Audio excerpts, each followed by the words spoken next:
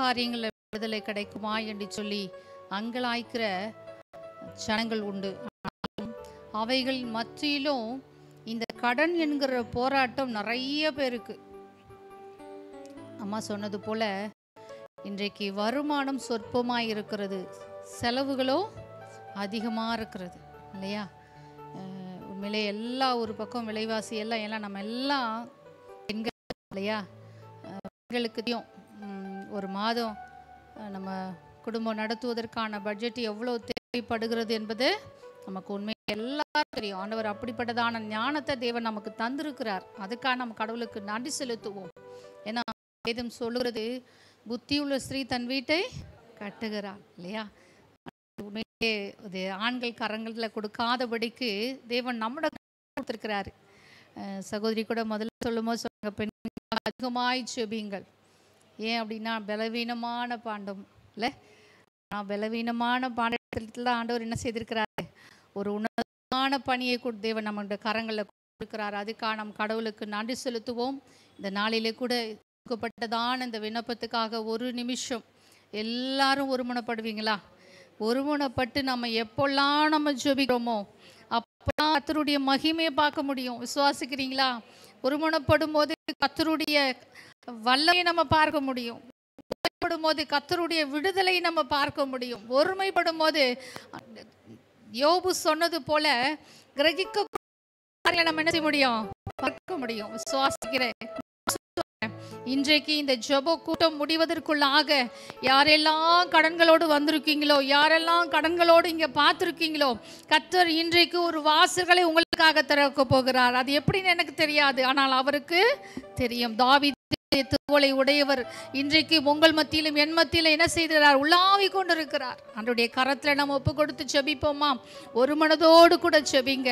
ஆண்டவரே எனக்கு கடன் இல்லை அப்படின்னு சொல்லி நினைக்காதுங்க. கடன் உள்ளவர்களுக்காக நம்ம மற்றவர்களுக்காக செபிக்கும் போது கர்த்தர் நம்முடைய சிறையிருப்பை மாற பண்ணுகிற தேவனாய் இருக்கிறார். உண்மையிலே கடவுளுக்கு நன்றி செலுத்துவோமா? ஒரு வீசை இந்த அருமையான செப விண்ணப்பத்தை வேதம் அதான் சொல்கிறது, நீ அநேக ஜாதிகளுக்கு இல்லை ஆண்டவர் சொல்கிறாரு, நீ அநேக ஜாதிகளுக்கு, நீங்கள் உங்கள் சொந்தக்காரர்களுக்கு மட்டும் இல்லை, உங்கள் தம்பிக்கு இல்லை, உங்கள் அண்ணனுக்கு இல்லை, நீங்கள் அநேக ஜாதிகளுக்கு கடன் கொடுக்குறவளாய் கர்த்தர் உங்களை என்ன செய்ய போகிறாரு? மாற்ற போகிறாரு. விசுவாசிங்க, ஜெபிங்க. விசுவாசிக்கிறவர்களுக்கு எல்லாம் கூடும்னு சொல்லி வேதம் சொல்லுது. உங்கள் உள்ளத்தில் அறிக்கை பண்ணுங்க, ஏசப்பா நான் விசுவாசிக்கிறேன், இன்றைய நாளில் இருந்து நான் அநேக ஜாதிகளுக்கு கடன் கொடுக்கிறவளாய் எங்களை மாற்ற போவதற்காக மக்கள் நன்றின்னு சொல்லி சொல்லுங்க.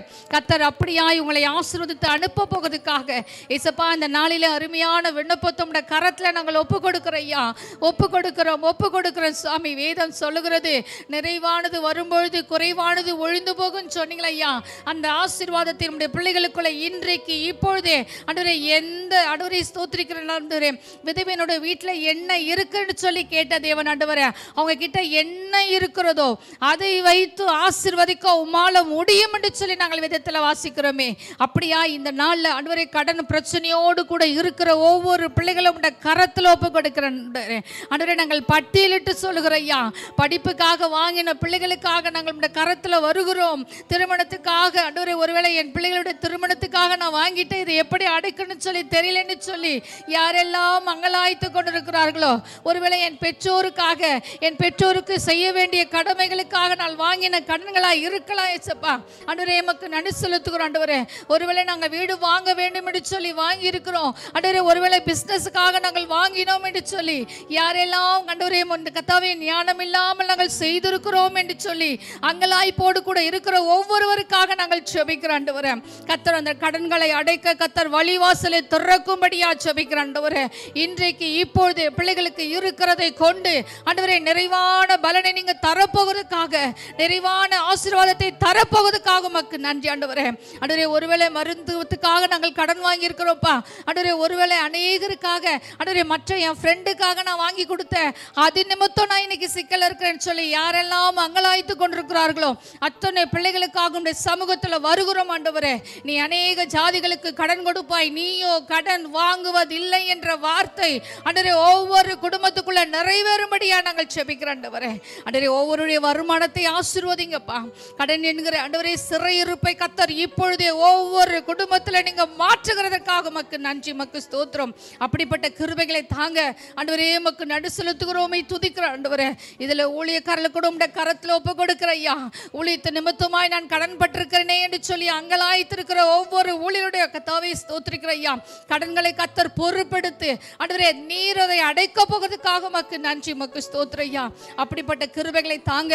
ஒவ்வொரு குடும்பத்திலையும் ஆண்டவரே ஒவ்வொரு பிள்ளைகளுக்கு விசேஷித்த ஞானத்தை தாங்க ஆண்டவரே. அறியாமை செய்த தவறுகளை கர்த்தர் மன்னித்து ஒரு வீசை நீர் மன்னிக்கிற தேவன் ஆண்டவரே. சிம்சோன் சொன்னது போல இந்த ஒரு வீசை மாத்திரம் எங்களை நினைத்தருளும்னு சொன்ன வார்த்தையின்படி ஒரு வீசை நினைத்தருளுகிறதுக்காக உமக்கு நன்றி, உமக்கு ஸ்தோத்திரம் ஐயா. கர்த்தர் அறியாமை செய்ததை மன்னித்து அந்த கடன்களை அடைக்க கர்த்தர் உதவி செய்வதற்காக உமக்கு நன்றி. இது நிமித்தம் ஆண்டவரே அநேக குடும்பங்கள் பிரிந்து போயிருக்கிறது ஆண்டவரே.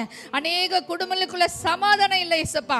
ஆண்டவரே இதெல்லாவற்றையும் ஆண்டவரே அப்பா நீங்க பொறுப்பெடுத்து நடத்துங்க. இனி ஆண்டவரே உமக்கு நடு செலுத்துகிறோம். புத்தி இல்லாத ஸ்திரீகளை போல நாங்கள் நடந்து கொள்ளாதபடிக்கு ஆண்டவரே ஒவ்வொரு நாளும் புத்தி உள்ள ஸ்திரீயாய் கர்த்தர் எங்களை மாற்றுகிறதற்காக உமக்கு நன்றி. அப்படிப்பட்ட கிருபைகளை தந்து ஆசீர்வதிக்க போறீங்கப்பா.